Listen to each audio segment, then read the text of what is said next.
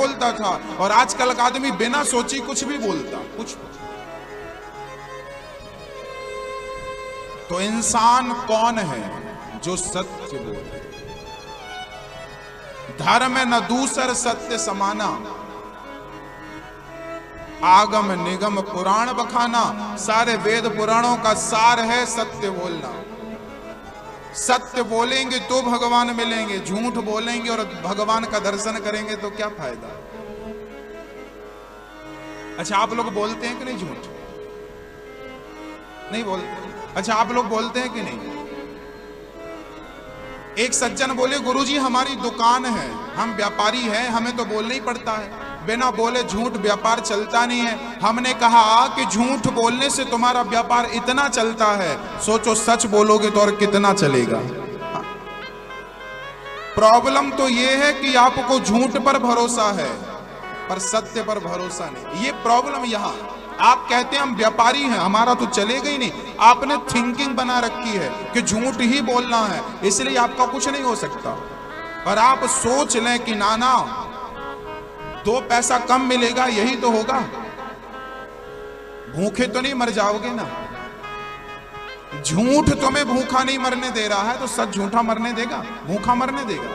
मेरी मां, सच कभी पराजित नहीं होता, सच कभी हारता नहीं है, जीत हमेशा सच की होती है। हां, अंधकार यहां भरा हो पर एक दीपक जला दो तो सारा अंधकार तुरंत मिट जाता है।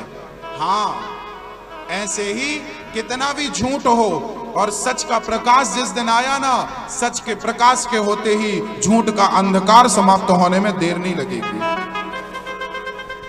और ये अच्छा बुरा, सच्चाई, सच झूठ तो सब जानते हैं।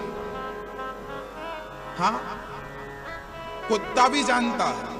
अच्छा, कुत्ते को आप रोटी दो तो कुत्ता पूंछ हिला हिला के रोटी खाता है, वही खाता है जहां आप देते हैं।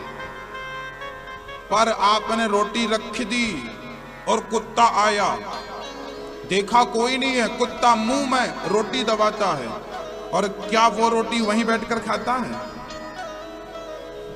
वो रोटी दूर ले जाता है पूंछ दबा करके, और जब आप खिलाते हो तो पूंछ उठाकर प्रेम से खाता है। कुत्ते को भी पता है कि ये सच्चाई की है और ये झूठी रोटी है, इसलिए दूर ले जाकर के खाता है। अच्छाई बुराई का ज्ञान तो उसको भी है, सही गलत का ज्ञान तो उसको भी है। वो जानवर है, उसे पता है कि ये चोरी की है और ये ईमानदारी की। ईमानदारी की वहीं खाता है और चोरी की दूर ले जाके खाता है। कुत्ता भी चोरी करता है ना, तो उसे पता होता है ये चोरी की है। तो ये सारी चीजें तो जानवर भी जानते हैं। इंसान होकर भी झूठ बोलता रहा तो उनमें और आप में क्या अंतर रह जाएगा? ये मत कहिए कि हम व्यापारी हैं, हम ये हैं, हम वो हैं, इसलिए हमें झूठ बोलना पड़ता है ना। ये बहानेबाजी है आपकी, सच से भागने की।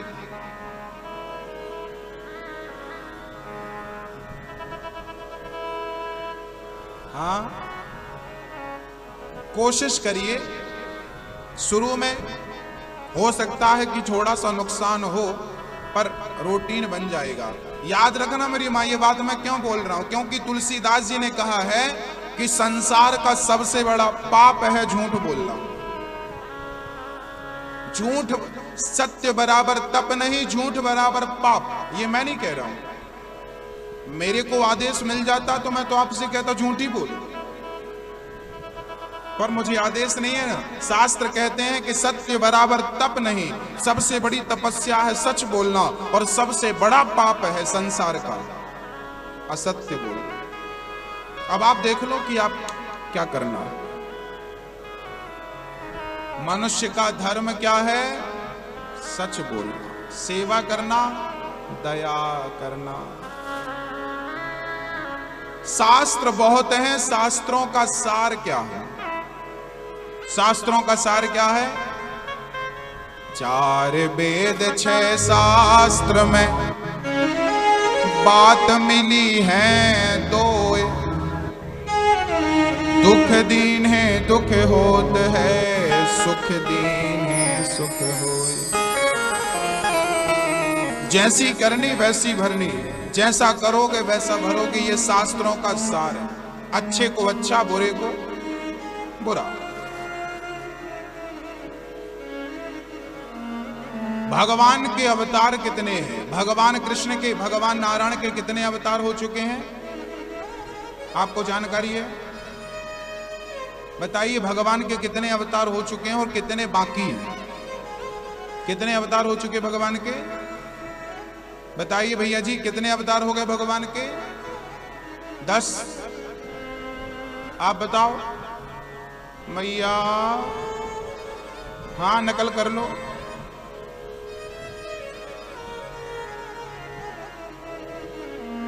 बताओ भगवान के अवतार कितने हो चुके हैं? मैया जी नहीं पता आपको?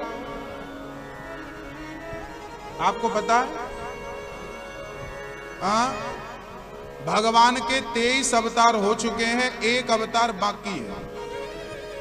कौन कौन से हो चुके हैं?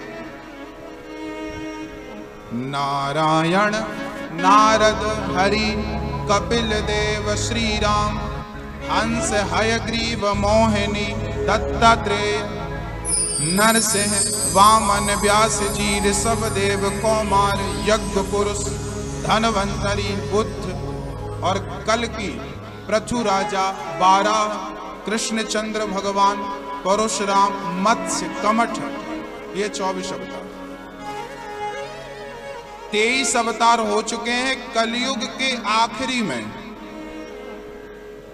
संबल ग्राम, यही उड़ीसा, संबल ग्राम में विष्णु यश नाम के पंडित जी के घर कलयुग के आखिरी में कल्कि अवतार होगा। इसी कलयुग में, कलयुग की उम्र कितनी है?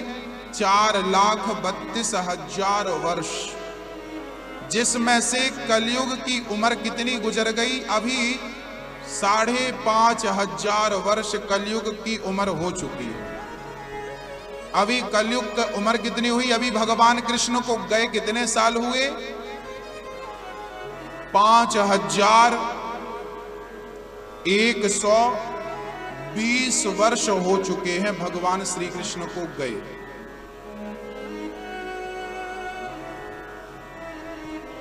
भगवान को गए। कलयुग को आए इतने वर्ष हो गए। कलयुग के अंत में कल्कि अवतार होगा। 23 अवतार क्यों हुए? कारण क्या है? हर अवतार के पीछे कोई ना कोई कारण था। सनकादियों का अवतार इसलिए हुआ, ये ब्रह्मचारी थे, ये भगवान ब्रह्मा के पुत्र थे, मानस पुत्र। दूसरा अवतार भगवान का हुआ है बाराह। कौन सा? बाराह भगवान ने किसको मारा था? किसको मारने के लिए भगवान ने अवतार लिया था? बाराह भगवान किन से अवतार लिए? बोले ब्रह्मा जी को छींक आई तो ब्रह्मा की नासिका से बाराह भगवान ने अवतार लिया और हिरण्याक्ष नाम के दुष्ट को मारकर पृथ्वी की स्थापना की थी। बाराह भगवान। भगवान का तीसरा अवतार है नारद जी। नारद जी के रूप में भगवान ने अवतार लिए। नारद जी क्या करते थे? भक्ति का प्रचार करते थे। नारायण नारायण नारायण कीर्तन करते थे नारद जी। इसलिए हमें भी क्या करना चाहिए? प्रेम से कीर्तन करना चाहिए। 10वां अवतार भगवान का हुआ मछली। मत्स्य बनकर आए भगवान। भगवान ने किसका अवतार लिया? मत्स्य का, मछली बनकर आए। भगवान बाराह बनकर आए, मछली बनकर आए। क्यों? भगवान कहना चाहते हैं कि सब में मैं ही तो हूं, इसलिए सब में हमें क्या देखना चाहिए? सब में नारायण देखना चाहिए, सब में जगन्नाथ। 11वें अवतार के रूप में भगवान कच्छप, कछुआ, कच्छप भगवान आए समुद्र मंथन के टाइम पे। कच्छप भगवान मंदराचल पर्वत को अपने पीठ पे रखा था। 12वें अवतार में भगवान धनवंतरी अमृत लेकर जो मंथन में प्रकट हुए थे वो धनवंतरी थे। 12वां अवतार। 13वां अवतार भगवान ने स्त्री का लिया। मैया क्या बनाया भगवान ने? आपका अवतार लिया। आपका कौन सा अवतार भगवान का? बताओ। भगवान नारायण किस अवतार में स्त्री बनकर आए? मोहिनी अवतार। समुद्र मंथन में भगवान ने 13वां अवतार लिया मोहिनी का और देवताओं को अमृत पिलाया। 14वां अवतार भगवान का था नरसिंह। नरसिंह अवतार क्यों लिया भगवान ने? किसको मारने के लिए लिया? हिरण्यकश्यप को मारने के लिए। और किस भक्त को बचाने के लिए? प्रहलाद। 15वां अवतार भगवान का वामन। वामन अवतार किस लिए? राजा बलि 99 यज्ञ कर चुके थे। 100वां यज्ञ पूरा हो जाता तो राजा बलि इंद्र बन जाते। तब मां अदिति के गर्भ से वामन भगवान द्वादशी के दिन प्रकट होते हैं और राजा बलि को 3 पग भूमि की याचना करते हैं। 2 पग में सब नाप लिया, तीसरा पग कहां रखा था? राजा बलि के मस्तिष्क पर, सिर पर। 16वां अवतार भगवान का हुआ है परशुराम जी। परशुराम जी ने क्यों अवतार लिया था?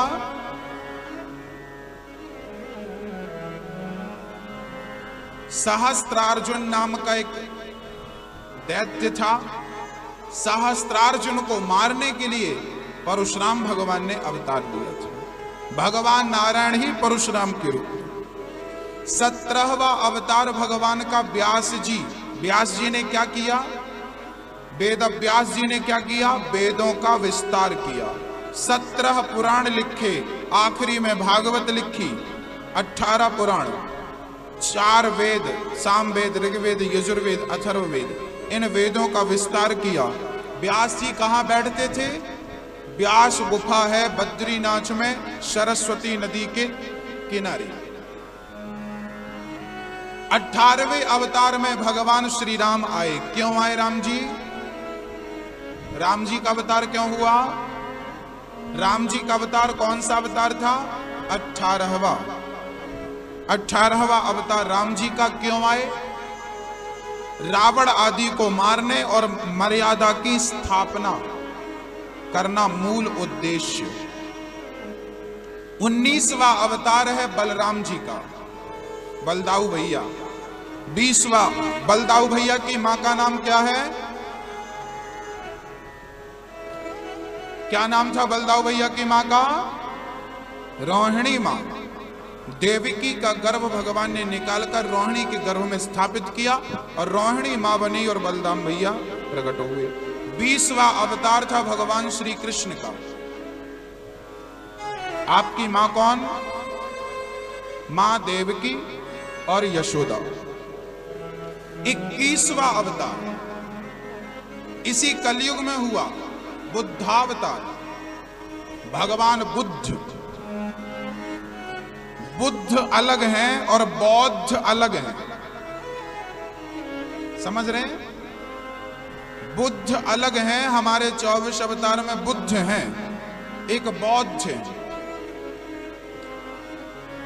22वां अवतार भगवान का हरि अवतार। 23वां अवतार हंस हयग्रीव अवतार।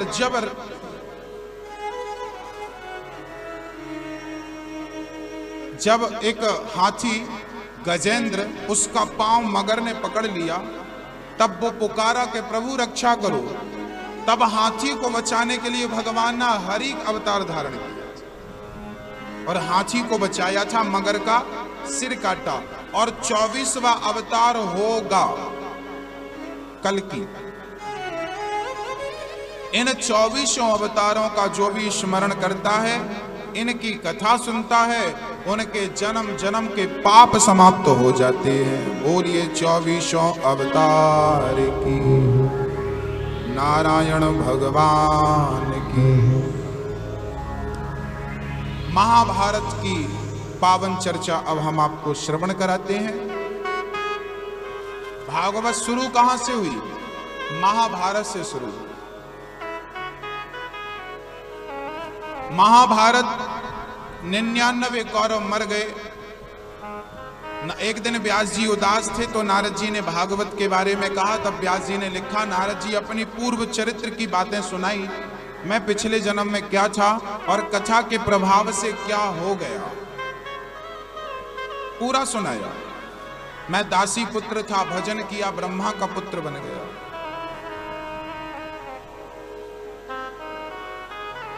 जब महाभारत का युद्ध पूरा हो गया तब दुर्योधन की जंघा भीम भैया ने तोड़ दी। रणभूमि में दुर्योधन पड़ा था। गुरु द्रोणाचार्य के पुत्र अश्वत्थामा आ गए और अश्वत्थामा ने कहा, प्रभु आपकी क्या मदद करूं? दुर्योधन बोला कि मैं पांडवों को मरा हुआ देखना चाहता हूं, बस यही करो कि पांडवों को मार डालो। अश्वत्थामा रात को चल पड़े। जिसने तेरा नाम लिया उसके जागे भाग, सोते हुए जीवन से अब तो प्राण जाग। कम है जिंदगी कर लो बंदगी, प्रभु का हाथ हो तो मौत भी न मारती। मन में बसा कर तेरी मूर्ति, उतारूं मैं गिरधर तेरी आरती। पांडवों को मारने अश्वत्थामा जा रहे हैं। शायद अश्वत्थामा भूल गए हैं कि जिसके रक्षक भगवान हो उसे आप क्या मारेंगे। अश्वत्थामा चल पड़े। भगवान ने पांडवों को उठाया, दूसरी जगह सुला दिया। द्रौपदी के 5 बच्चे वहीं पर सो गए। उन 5 बच्चों को पांडव समझकर अश्वत्थामा ने 5 का सिर काट लिया। दुर्योधन के सामने ले गया, मित्र मैंने तुम्हारे दुश्मनों को मार डाला। ध्यान से दुर्योधन ने देखा, ये पांडव नहीं, पांडवों के पुत्र हैं। पहले प्रसन्न हुआ दुर्योधन, पांडव मर गए, फिर दुखी हुआ, उसी समय मृत्यु हो गई। द्रौपदी ने देखा कि मेरे बच्चे आज सोकर नहीं उठे। बच्चों को सोया देखकर द्रौपदी आई, देखा 5 बच्चे मरे थे। द्रौपदी रोने लगी, रोने लगी द्रौपदी। अर्जुन आए, देवी क्या कर रही हो?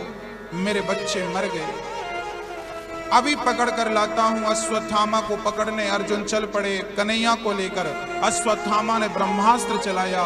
अर्जुन ने श्री कृष्ण से चरणों में गिर करके कहा, कृष्ण कृष्ण महाबाहो भक्ता नाम भयंकरा, त्वमेको दह्यमानाना मपिवर्गो संस्रते।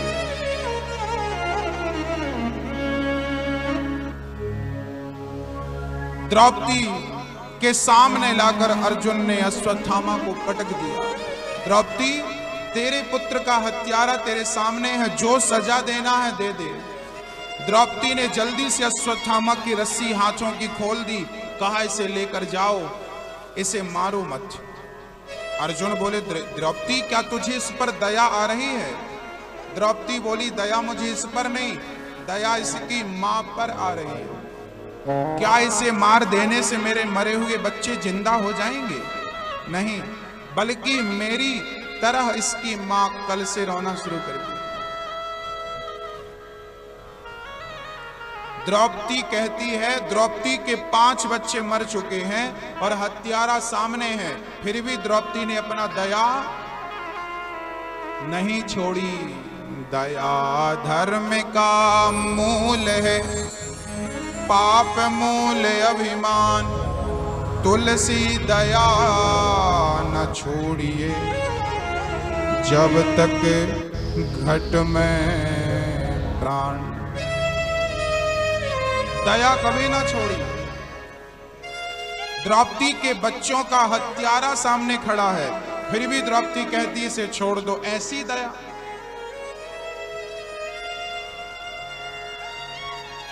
दया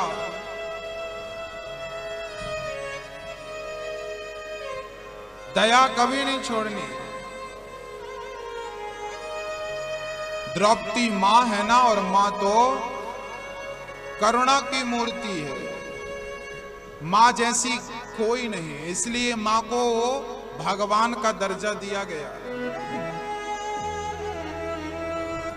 आप लोगों की मां, आप लोग सेवा करते हो कि नहीं अपनी मां की? मां है ना आपकी?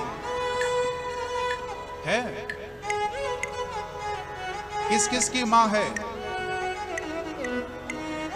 सेवा करते हैं आप लोग? अच्छा बताओ, लास्ट बार आपने अपनी मां की आरती कब उतारी? याद नहीं है? नहीं? आपकी मां है कि नहीं? आपकी कौन सी मां? सासू मां है? सेवा वेवा होती है कि नहीं? और पूछ रहे अर्जुन, प्रभु हमने अश्वत्थामा को पकड़ लिया, बताइए क्या करें इसके साथ?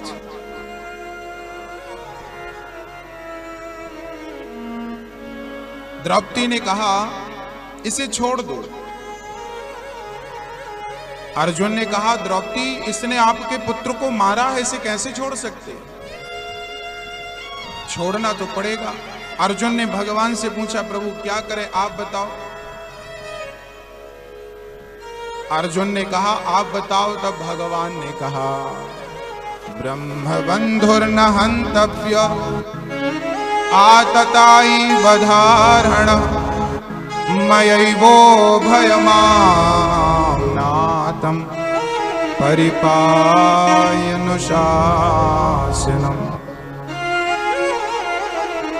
ब्राह्मण को कभी मारना नहीं चाहिए और आताताई को कभी छोड़ना नहीं चाहिए, है ना?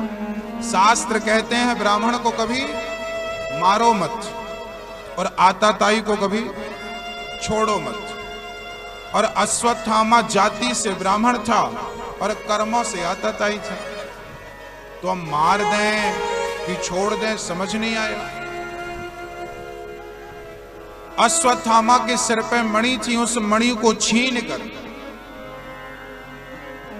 नगर से धक्का मारकर निकाल दिया।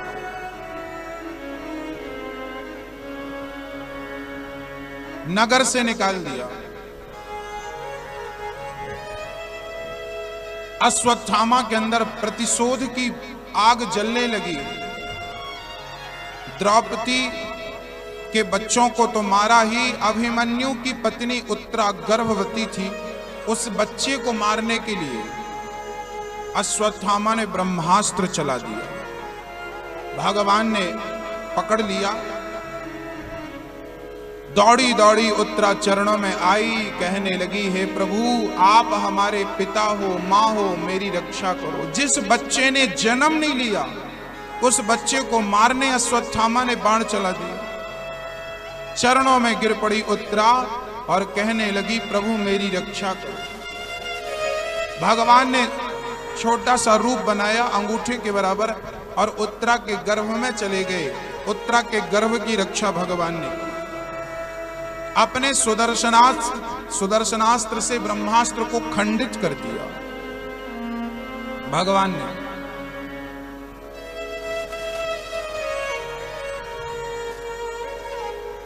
उत्तरा के गर्भ में जाकर भगवान ने रक्षा की। भगवान का स्वभाव कैसा है, यदि आप एक बार उनकी शरण में चले जाओ तो कितना भी बड़ा पापी हो भगवान उसे माफ कर देते, क्षमा कर देते।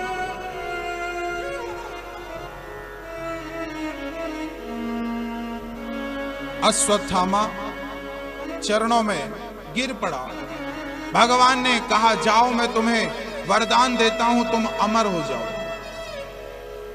उत्तरा बोली, प्रभु आप अमर कर रहे हैं, अमर के लिए तो लोग तरसते हैं, ये सजा है या वरदान है? भगवान बोले, से प्यास लगेगी पर पानी नहीं पी सकेगा, भूख लगेगी भोजन नहीं कर सकेगा। आज भी अश्वत्थामा मध्य प्रदेश में आपके शहर के पास एक शहर है बुरहानपुर। बुरहानपुर में आज भी मां नर्मदा के किनारे अश्वत्थामा आज भी जीवित हैं, आज भी देखे गए हैं। भगवान ने अमर कर दिया। 7 लोग आज भी अमर हैं। अश्वत्थामा बलिर्व्यासो हनुमानश्च विभीषण कृपा परशुरामश्च। अश्वत्थामा, बलि, व्यास जी, हनुमान, विभीषण जी, कृपाचार्य, परशुराम जी और 8वें मार्कंडेय जी, ये आज भी जीवित हैं। हनुमान जी को तो वरदान दिया था सीता मैया ने, अजर अमर गुर निधि सुत हूं, करहूं बहुत रघुनायक छाऊं। सीता जी ने वरदान दिया अमरता का। ऐसे 8 लोग आज भी हैं।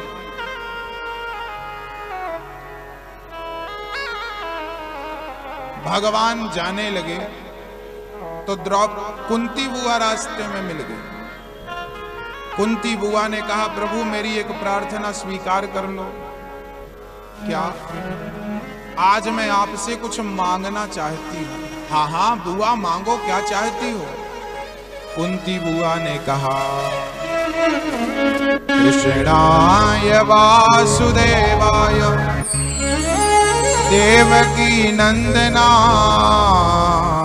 च नंद गोप कुमाराय गोविंदाय नमो नमः। कुंती बुआ ने कहा, हे प्रभु मेरी रक्षा करो, आप भगवान हो, आज मैं आपसे कुछ मांगती हूं। हाँ हाँ बुआ मांगो, क्या मांगती हो? तब कुंती बुआ ने कहा, विपदः सन्तु नः शाश्वत तत्र तत्र जगद गुरो भवतो दर्शनम यत्स्यात् पुनर्भव दर्शनम। कुंती बुआ ने कहा, प्रभु आज मुझे आप दीजिए। क्या? बोले मुझे दुख दे दीजिए। कुंती बुआ ने भगवान से क्या मांगा? दुख मांगा। दुख क्यों मांगा? क्योंकि सुख में भगवान भूल जाते हैं, जबकि दुख में कभी भगवान भूलते नहीं। इसलिए कोशिश ऐसी करो कि भगवान को याद रखो, हर पल, हर क्षण, हर घड़ी भगवान को याद रखना चाहिए। कुंती बुआ ने कहा, हमें दुख तो कन्हैया बोले, मां जब से आपने होश संभाला दुख ही दुख पाया, अब हमसे फिर दुख मांगती हो? कुंती ने कहा, कन्हैया जीवन में जब जब दुख आया तब तब हमने आपको अपने करीब पाया, और जब जब सुख आया तब तब हमने आपको अपने से दूर पाया।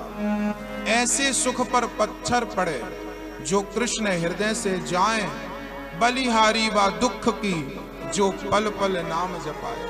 हमें सुख नहीं चाहिए, दुख चाहिए। कौरवों ने लाक्षागृह में बंद करके आग लगा दी। वो दुख ना होता तो आप बचाने आते क्या?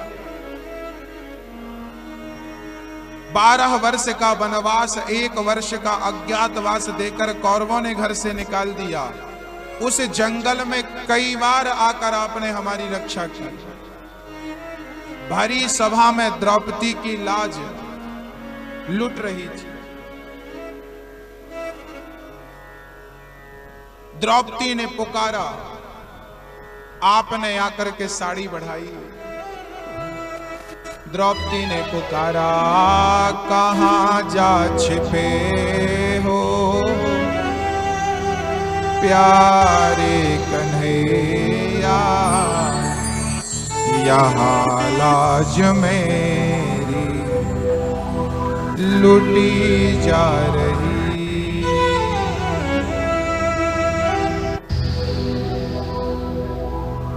आओ कन्हैया आओ मुरारी, तुमको पुकारे बहना तुम्हारी। द्रौपदी ने बुलाया, गुरु द्रोण बोलो, पितामह बोलो, तुमसे तुम्हारी ये बहू पूछती। पांचों पति आज बैठे सभा में, महलों की रानी लुटी जा रही। अच्छा, द्रौपदी की जब साड़ी खिंच रही थी उस समय भगवान कहां थे? बताओ कहां थे? कोई कहता है द्वारिका में थे, कोई कहता हस्तिनापुर में थे, पर हम तो कहते हैं कि भगवान वहीं थे जहां साड़ी खिंच रही थी। तो भगवान ने बचाया क्यों नहीं? बोले द्रौपदी ने बुलाया ही नहीं। द्रौपदी ने बुलाने में देर लगाई है, कन्हैया ने आने में देर नहीं लगाई। द्रौपदी ने पहले किसे बुलाया? अपने पतियों को बुलाया। नहीं सुना अर्जुन ने? सिर नीचे, अर्जुन भीम बचाओ कोई। तब द्रौपदी ने कहा, गुरु द्रोण बोलो, गुरु जी को पितामह बोलो, तुमसे तुम्हारी ये बहू पूछती है। पांचों पति आज बैठे सभा में, महलों की रानी लुटी जा रही। जिन्होंने कभी मेरी सूरत न देखी, द्रौपदी ने कहा कि जिन्होंने कभी मेरी सूरत न देखी, लंबा घूंघट डालती थी, जिन्होंने